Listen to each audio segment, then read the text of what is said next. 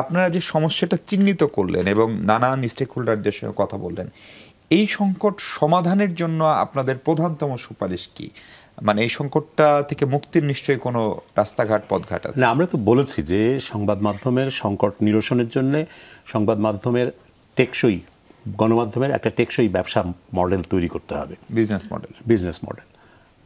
এই গণমাধ্যমের ব্যবসা অন্য আর 10টা ব্যবসার মতন নয়। আলু পেঁয়াজের ব্যবসা কিংবা সিমেন্টের কারখানা কিংবা রিয়েল এস্টেটের ব্যবসা, ব্যাংকের মালিকানা তা নয়। সুতরাং এখানে অতি মুনাফা করার কোনো খায়েশ থাকার কথা না। যেটা থাকার কথা সেটা হচ্ছে যে তার প্রতিষ্ঠানটা যাতে স্বাবলম্বী হতে পারে, সেরকম একটা অর্থনৈতিক রিটার্ন যাতে ফেরত আসে, টাকা যাতে আসে সেইভাবে, সেই পরিমাণে আয় যাতে করতে পারে, সেরকম একটা মডেল তৈরি করাটাই হলো মূল কাজ। সেটা হচ্ছে না কেন?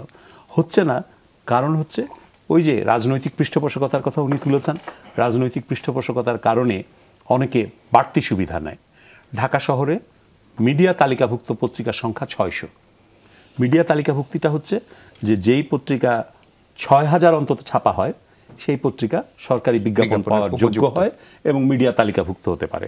মিডিয়া তালিকাভুক্ত হলে প্রথমে তার বিজ্ঞাপনের রেট প্রতি কলাম ইঞ্চি 151 টাকা, কিন্তু যখনই তার প্রচার সংখ্যা বাড়তে শুরু করবে এবং 40,000 ক্রস করবে তখনই তার ওই বিজ্ঞাপনের রেট হবে 500 সামথিং।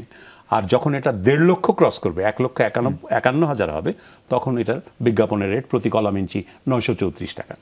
এখন এই যে 600-র বেশি কাগজ ঢাকা শহর থেকে বের হয়, এর মধ্যে হকাররা ঢাকা শহরে কাগজ বিক্রি করেন সর্বোচ্চ 52টা, তার বেশি না। তার মানে বাকি 548টা কাগজ তার কোনো ক্রেতা নেই, কেউ পয়সা দিয়ে ওটা কেনে না। ওই কাগজগুলো অনিয়মিত, শুধুমাত্র ওই সরকারি বিজ্ঞাপন হাতিয়ে নেওয়ার জন্য।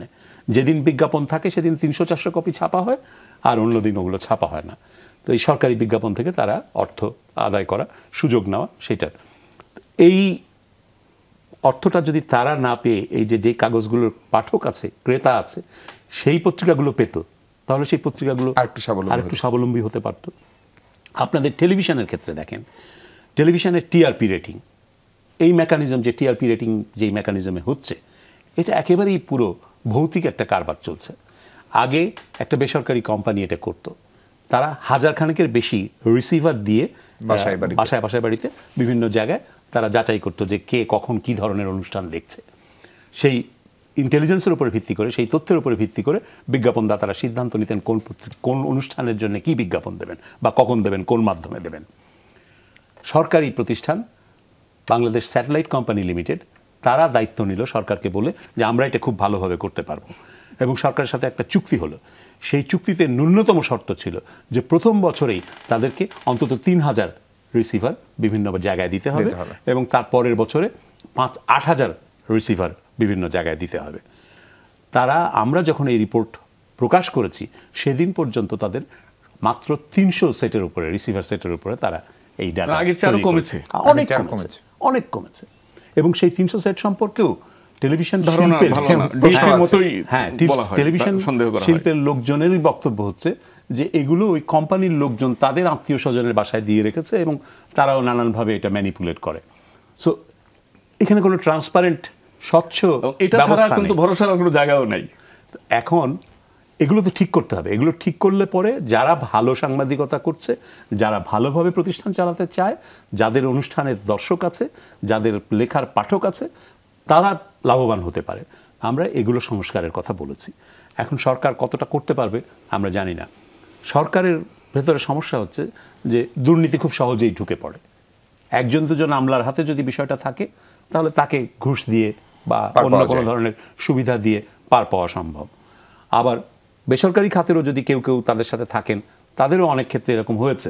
যেমন ইউনিয়নের নেতাদের, বিভিন্ন union, press workers union, employees union, তারপরে আপনার জার্নালিস্ট ইউনিয়ন, তাদেরও প্রতিনিধিত্ব ওখানে বিভিন্ন সময় ছিল, কিন্তু সেটা খুব একটা কাজ করেনি এবং সেখানেও অনিয়ম হয়েছে, সমালোচনা আছে, অনেক অনিয়ম হয়েছে। সেসব অনিয়মের প্রমাণ আমরা পেয়েছি কাগজপত্রে। এখন আমরা বলছি যে এখানে একটা ভালো নজরদারি ব্যবস্থা থাকা দরকার, একটা স্বচ্ছ ব্যবস্থা থাকা দরকার, যাতে মানুষ বিশ্বাস করতে পারে, আস্থা রাখতে পারে যে না, এই যে যাচাইটা হয়েছে, এই যাচাইটা সঠিকভাবে হয়েছে। তো সেই যাচাই পদ্ধতিতে আমরা সেই জন্য বলেছি নাগরিক সমাজেরও পার্টিসিপেশন থাকতে হবে। জি, আমরা বলেছি বিজ্ঞাপন শিল্পের পার্টিসিপেশন থাকতে হবে, অর্থাৎ অ্যাডভার্টাইজিং এজেন্সিস অ্যাসোসিয়েশন যারা আছে তাদের প্রতিনিধি থাকতে হবে, আবার মালিকদের প্রতিনিধিও থাকতে হবে, 3 পক্ষ এবং সরকারি কর্মকর্তা মিলে একটা সমন্বিত উদ্যোগ। তাহলে সমন্বিত উদ্যোগে যদি ইন্সপেকশনগুলো হয়, যাচাইগুলো হয়, তাহলে কে কার স্বার্থের বিরুদ্ধে যাচ্ছে বা অনিয়ম করছে সেটা আরেকজন ধরে ফেলবে।